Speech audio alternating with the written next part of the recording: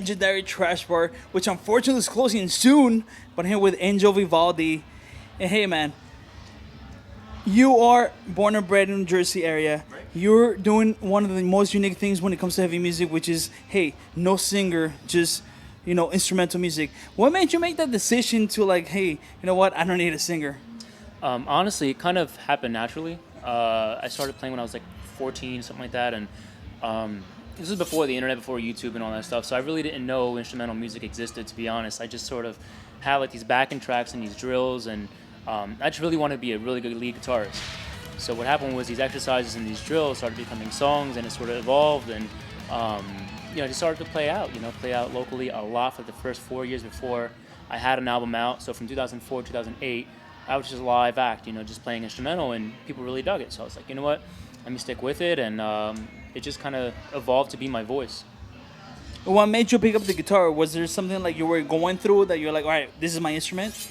Nirvana did it, man. I heard Nirvana, and I was like, oh my god, like Kurt was just genius. I mean, he uses the guitar as like such a tool to complete his thoughts, aside from his lyrics and stuff like that. But I heard them, I was like, this is what I want to do, So I picked it up. I learned every Nirvana song in the world. Then it evolved to like Metallica. Then it went to Testament. So it was like a gradual change, evolution to like getting more heavier and complex. But then I got into like Eric Johnson, who's a really accomplished like jazz and fusion player who's just incredible. And then it was Yngwie. When I heard Yngwie, it was like, oh my God, my life is over, So that was more confirmation of like, all right, this is definitely something I want to do. Did you ever like write lyrics to maybe like, hey, maybe one day I'll sing and play?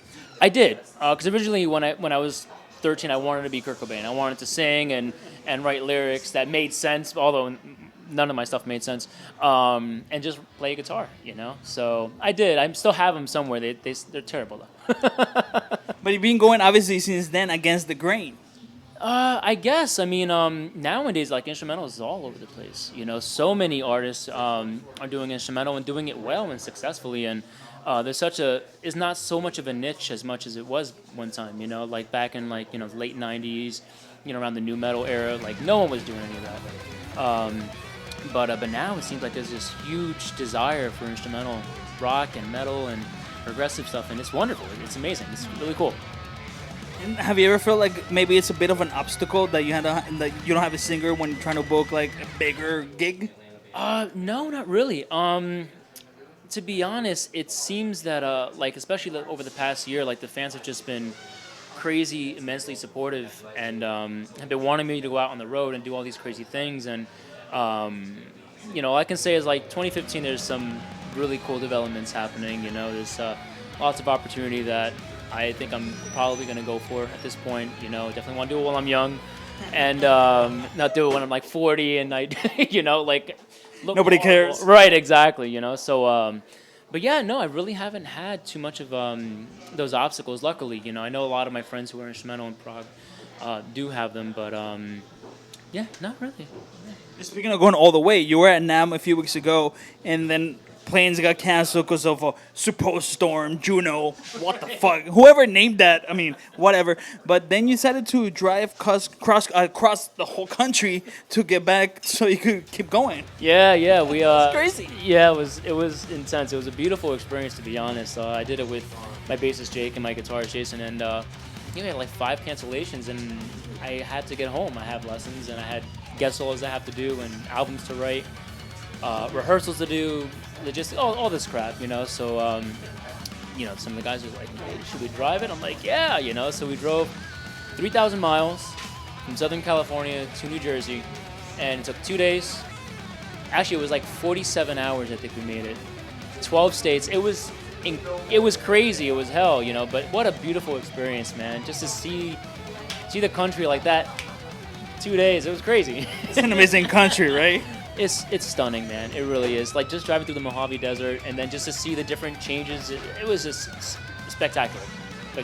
And we were speaking about obstacles before, a couple months before when you were playing a show. We're not going to name the band because it doesn't matter what it is. But all of a sudden, I the way I felt it, because I know how professional you are, you were being pinpointed because you were the different guy, not having a vocalist, doing things differently. And that's not cool, man, because when it comes to heavy music, it's all about unity and like, hey, man, everybody is there for the same reason. You would think so.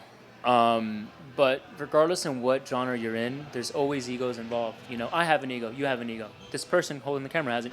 We all have it. It's a matter of being aware of it, knowing how to conduct yourself professionally, you know, and not being a scumbag, you know. And it's a lot of competition, you know. Some of it is friendly competition, you know. Some of my friends who we're in the same genre, you know, we cheer each other on, you know. We're supportive of each other. But then there's others who just want to see you fail. You know, they're looking for that wrong Facebook post to not do as well, or for as many thumbs down on your videos.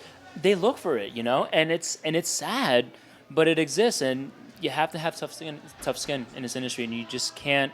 You have to do you, not just block everyone else out, man. You know, just do you. If you're happy and you know you found your place in the industry, or even if you haven't, if you're just trying to find it there, and it's like that's a journey too that should be respected, you know. But a lot of people, again, they want to see you fail. So as long as you have your own, I guess, definition of what success is to you, like I found myself successful when I released my first album in 2008. It didn't sell a million records, but success to me was just having my music out there and at least having one person relate to it, you know. So as long as you have that and you could define that, dude, you're golden. You're good, you know. Don't matter what anyone says. And as far as the young shredders watch right now, because you have your guitar right now, so tell us about the guitar that you have and share some like tips as far as the technicality of the music and how often do you practice, you know, things like that. Because I think nowadays, because it is the computer age, a lot of people rely too much on the computer, which is a good tool, but you got to balance it. Right. There definitely are some situations where it is abused, but to be honest, like the students that I have now, they're getting good so fast because YouTube and the internet has so tremendous, overwhelming amount of resources to learn and to grow and stuff like that. So definitely use it to your advantage without a doubt, but you also want to do it sincerely. You know, you want to be sincere about what you're doing. You want to make sure that everything you play really comes from the heart, and it's not because of a trend. It's something that is your own voice, you know, because if you want to have, like, when you're going back to, like, advice, if you want longevity in this industry, you can't follow a trend because that trend's going to die out in 10 years. You know, you had the 80s, you had the hair metal, 90s, you had the grunge, 2000s, you had new metal, 2010s, you have progressive metal, you have metalcore, you have deathcore, and then, you know, in 2020, none of that stuff is really going to be here anymore, let's be honest. You know, it's going to morph into something more beautiful and complex. Who knows what it's going to turn into, but it's going to turn into something. It always does. So as long as you're staying original and you're really playing what you feel is your voice as a musician, you're going to do fine, you know.